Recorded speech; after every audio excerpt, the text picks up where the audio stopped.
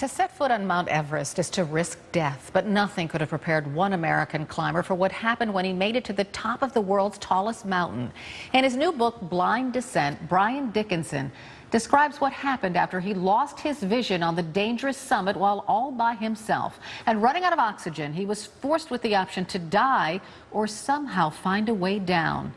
Dickinson spoke to CNN's Anderson Cooper about his amazing story. It's today's American journey. You were climbing with a Sherpa who he got sick before you made the summit. What happened? Yeah, so at about 28,000 feet, we had a conversation. He was not feeling well.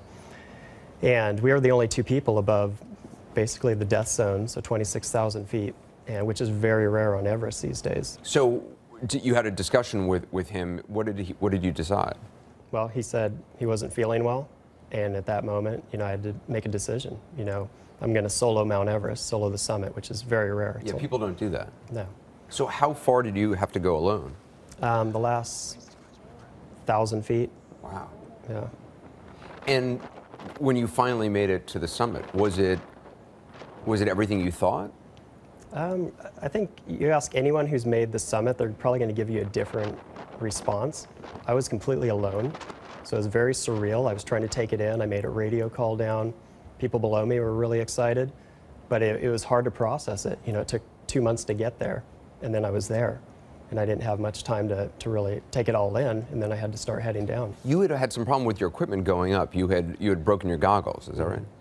Going up, I had actually dropped my goggles when I was taking my oxygen off and to get a drink of water, and they cracked.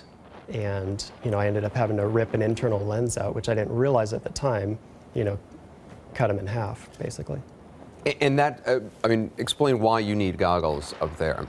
Well, because there's only a third of the air and a third of the ozone, as soon as the sun comes out, it banks off the ice, it'll fry your corneas, you go snowblind.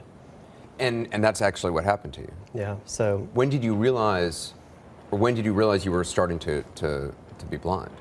So with snow blindness, when it happens, it happens. There's no turning back, and you could be affected the day prior, and then it just happens. So as soon as I got to the summit, I took some pictures, was heading down, and then a couple steps into it, everything just went bright white. You couldn't see it all? Couldn't see it all. And your eyes were in pain as well? Yeah. Yeah, it feels like scratching inside of your eyelids. It's just very, very painful. It's not like blind where everything's black. It's snowblind. Everything is bright white. You're all alone. You've just been at the top of Mount Everest. You're probably exhausted, and suddenly you're blind. How do you get through that? The first thing I did, as soon as I realized I was snowblind, I'm at the summit. I dropped down, grabbed the rope that I was attached to, and just assessed the situation. Like I'm blind. I'm at the highest point in the world, and I'm completely alone. No one's coming to get me. And the whole time I was there, I felt this presence. It would be like if you closed your eyes, you know that I'm here. It's this peaceful presence. The whole time, I never really felt alone. You did? Can you explain that more? What do you mean you didn't feel alone? I never felt alone. I felt like there was someone there with me the whole way up and down, actually. How long did the snow blindness last for? I didn't fully get my eyesight back for about a month and a half. A month and a half, wow. Has this changed you, this experience? Yeah, definitely. It definitely puts things in perspective. It's incredible. It's a great story. Brian, thank you so much for being with us. Yeah, thank you.